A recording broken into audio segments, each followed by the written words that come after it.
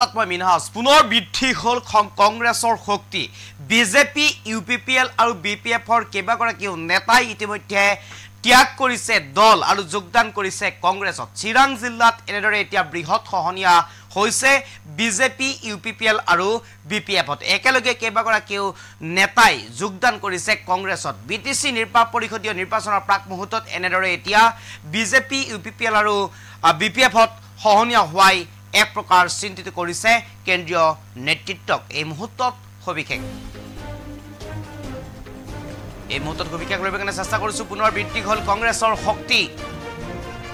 বৃহৎ খহনীয়া BJP UPPL আৰু বিপিএফৰ মাজত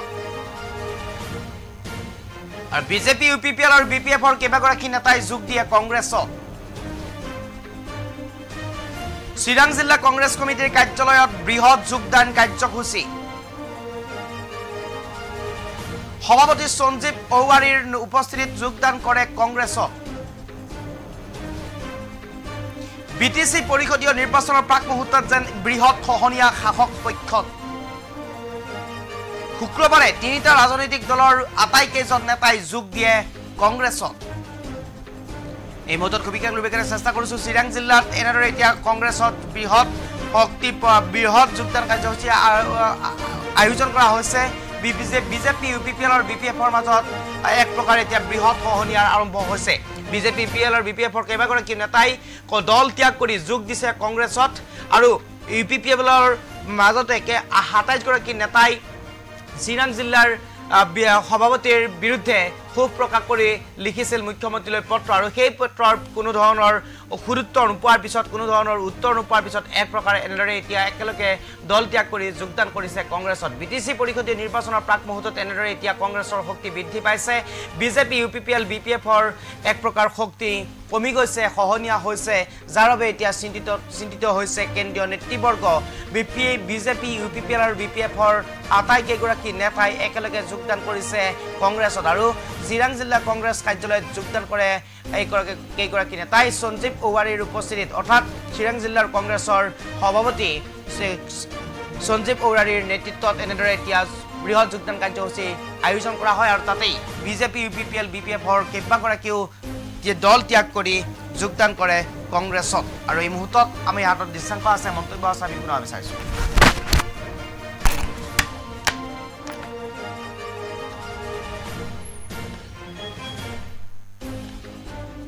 দেখিলো বিভিন্ন দলত যোগদান কৰি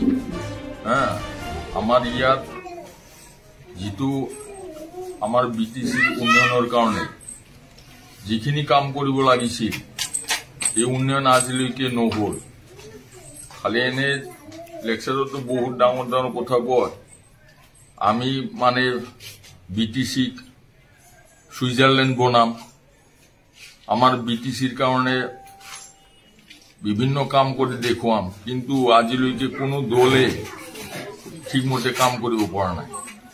গতিকে আমি ভাবিছো যে আগন্তুক দিনত আমাৰ বিটিএ দিবাসী ৰাইজে আমাক আকোৱালি ল'ব আৰু আকোৱালি লৈ আছে গতিকে আমি এই কাৰণে কংগ্ৰেছত যোগদান কৰিলো যাতে আগন্তুক আমাৰ বিটিসি ইলেকশ্যন আহি আছে আৰু এইফালে আমাৰ এমএলএ নিৰ্বাচনৰ সন্মুখত এই কাৰণে আমি ভাবিছো অহা 2025তো ইয়াতে যি দলেই চৰকাৰ গঠন নকৰক আমাক কংগ্ৰেছক নলোৱা কৰি কোনো দলে ইয়াত পৰিষদীয় সমষ্টি কোনেও আৰু আমি দেখিলো বিভিন্ন দলত যোগদান কৰি আমাৰ ইয়াত যিটো আমাৰ বিটিসিৰ উন্নয়নৰ কাৰণে যিখিনি কাম কৰিব লাগিছিল